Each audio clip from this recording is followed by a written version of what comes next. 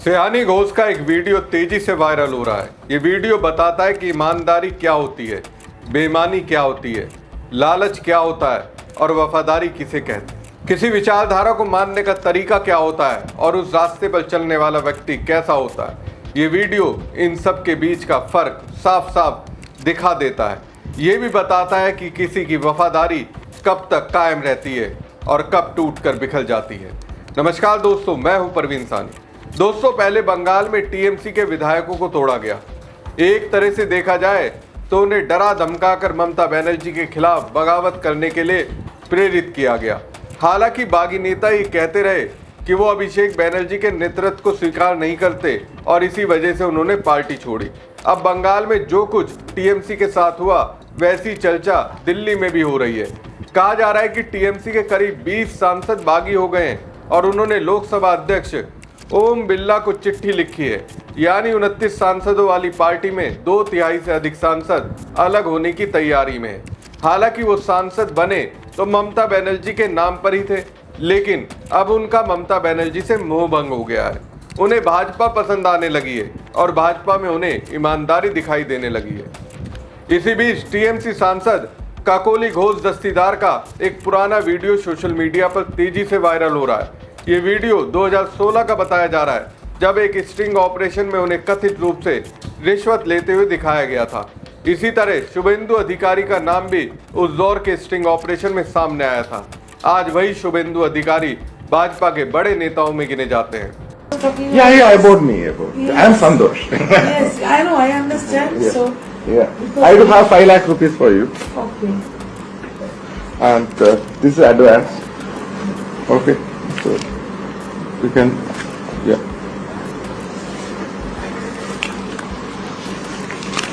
This is for your, Okay. and any other further. Nothing at the moment. If you I want. understand. Yeah. So, what kind of business you are in? No, Madam Dia. अब काकोली घोष दस्तीदार ईमानदारी और भ्रष्टाचार की बात कर रही हैं। मैं 84 से ममता बनर्जी के साथ हूं और 96 से लेकर 2001 तक 2005 में काउंसिलर इलेक्शन में मुझे लड़ाया। मैं लड़ गई और किसके खिलाफ लड़ी? वहां तब वामफ्रंट थे, कहीं चीफ मिनिस्टर के खिलाफ, कहीं चीफ व्हिप के खिलाफ, कहीं मेयर के खिलाफ। मैं तो लड़ते लड़ते यहाँ आई हूँ। मेरे, आप जानते कि नहीं है मुझे पता नहीं, मेरे मामा जी, खुद का मामा, ये 5 दफे का सांसद थे, 5 या 7 दफे राज्यसभा लोकसभा मिलाकर कम्युनिस्ट लीडर थे। और मेरे जेठ जी पश्चिम बंगाल में मंत्री रह चुके। मेरा दादाजी फ्रीडम फाइटर थे, स्वतंत्रता सेनानी। मेरा पिताजी भी लड़ते लड़ते मरे। मैं उस फैमिली से हूँ। मेरा सर कटेगा लेकिन झुकेगा नहीं। मैं बहुत सह लिया।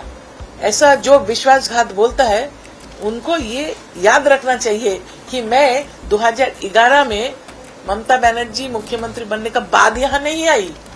मैं 40 साल से यहाँ लड़ रही हूँ और मैं जैसे कहा, ये लोग का बात को मुझे कुछ असर नहीं होता मुझ पर।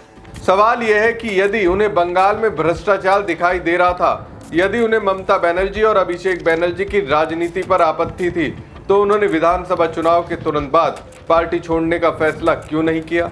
यदि उन्हें जाना ही था तो पहले अपने पद से इस्तीफा देती। आखिर जीत तो उन्होंने ममता बनर्जी के नाम पर ही हासिल की थी। अपने फैसले को सही ठहराने के लिए काकोली घोष दस्तीदार अपने राजनीतिक परिवार का जिक्र करती है।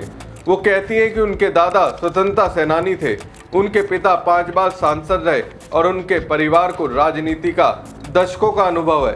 लेकिन यदि इतनी राजनीतिक विरासत और ईमानदारी उनके भीतर थी तो चुनाव परिणाम आने से पहले ही इस्तीफा क्यों नहीं दिया? इतना लंबा इंतजार क्यों किया? इसी बीच सयानी घोष का एक पुराना इंटरव्यू वायरल हो रहा है। ये इंटरव्यू मैं आपको दिखा नहीं सकता, लेकिन उसमें सयानी घोष ने जो कहा था उसका सार आपको बता सकता हूँ। सयानी घोष ने कहा था, मैं अपने माता पिता की एक लौती बेटी हूँ। मैंने कभी गलत काम नहीं किया। मैंने हराम का 1 रुपया नहीं लिया। मुझे किसी तरीके का लालच नहीं है। मेरी माँ नहीं रही, मेरा बड़ा भाई नहीं रहा, मेरा एक छोटा सा घर है। मुझे और क्या चाहिए? मैं हमेशा ममता बनर्जी के साथ थी, हूँ और रहूंगी। उन्होंने ये बात विधानसभा चुनाव प्रचार के दौरान कही थी और आज भी उसी बात पर कायम दिखाई देती हैं।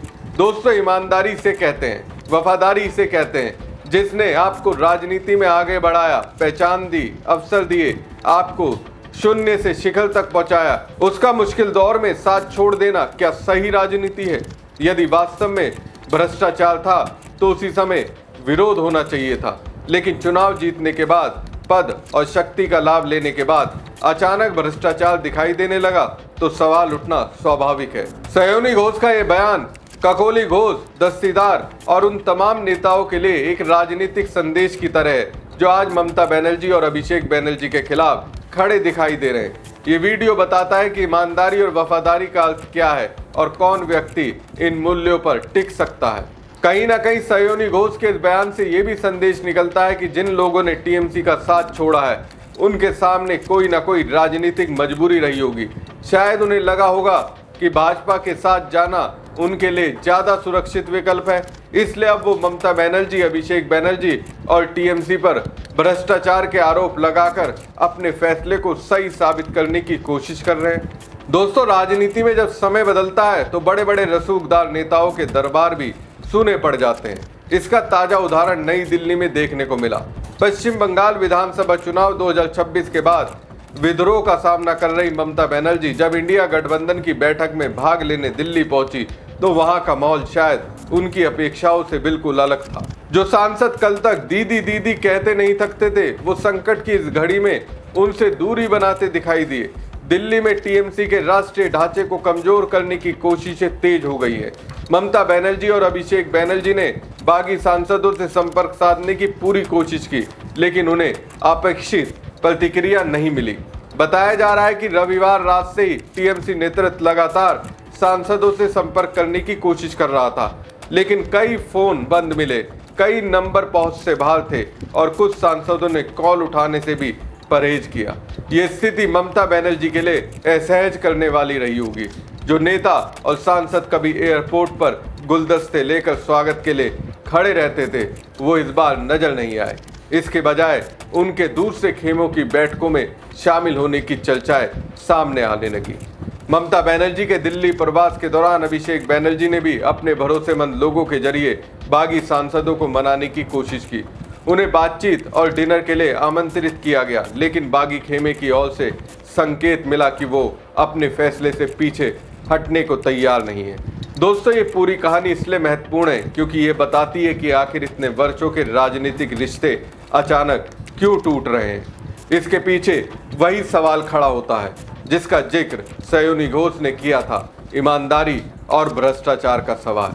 यदि नेताओं ने अपने राजनीतिक जीवन में कोई गलत काम नहीं किया होता, यदि उन्हें किसी जांच या कार्रवाई का भय नहीं होता, तो शायद वो अपने पुराने राजनीतिक रिश्तों के साथ खड़े दिखाई देते। लेकिन आज हालात ऐसे हैं कि जांच एजेंसियों और राजनीतिक दबावों की चर्चा लगातार हो रही है।